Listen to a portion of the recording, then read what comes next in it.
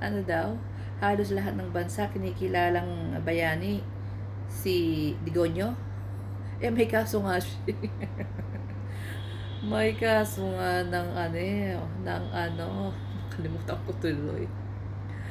Crimes against humanity. Pagpatay, pag-utos pumatay. From Mayor of Davao pa siya niyan, ha? Tapos sa pagiging presidente. So, sige, maglabas nga kayo doon sa mga DDS, doon sa mga sa mga dito kay Panelo. Maglabas ka nga ng isang bansa na ginawang itinuturing na bayani si Digonyo. Di ba nga, ASEAN Summit, hindi yan pinapansin. Walang kumakausap sa kanya. O baka gusto niyo gawan ulit natin ng video. Kaso nagkalat na yan eh.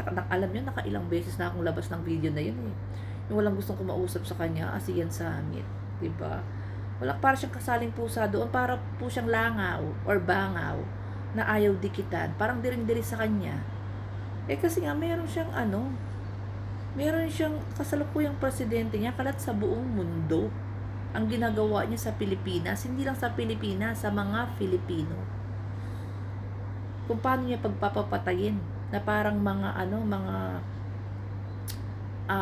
parang mga manok, pinapatay po sa kalsada na hindi dumadaan sa proseso, walang hustisya. Ni after na namatay, wala nang investigasyon. Walang napapanagot ng mga pulis. So, ano pinagsasabi mo? Kaya nga, hindi na uma-attend ng ASEAN Summit itong si Digong. Kung matatandaan nyo, mas gusto niya mag-stay na lang siya sa loob ng Malacanang, magganyan ng gano'n, magmariwana at magtusok ng fentanyl. Diba? Dahil nung umattend siya ng ASEAN Summit, walang pumapansin sa kanya.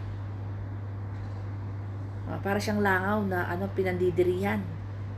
So, sinong bansa? Sige, maglabas kayo ng mga DDS. Maglabas kayo nga ng bansa, magbanggit kayo ng bansa na itinuturing siyang bayani. Hindi naman siya pwedeng turing bayani sa Europe kasi may kaso siya. 2017. Diba? May kaso yan ng, ayun nga, sinabi natin, crimes against humanity. At in less 1 year, naging number 1, the most corrupt leader, 2017, sa buong mundo. So, asa ng bayani doon? Okay, usad tayo, 2018. Kasi puro 2017, nagkaroon siya ng kaso sa ICC. 2017 din, number 1 corrupt leader sa buong mundo. Kauupo lang noong 2016. Sige, onward tayo, 2018. Attend siya ng ASEAN Summit, walang pumapansin sa kanya. Sige, moving forward tayo sa ibang ASEAN Summit. Ano pa? Ano pa mga okasyon? Sinong bansa ang nagsasabi na siya ay tinuturing siyang bayani?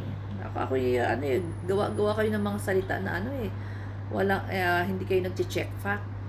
Puro kayo budol. Huwag kayo budol. Kasi sasampalin kayo ng mga ebidensya. Sasampalin kayo ng mga pinaggagawa ni Digong sa mga panggagago niya sa mga Filipino.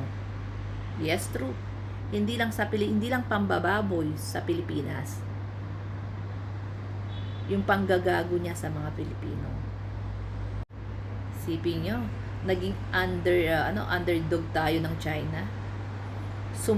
Napailalim tayo sa China, mga Coast Guard General natin. Nilagyan niya ng mga Chinese general. And naka-under sila.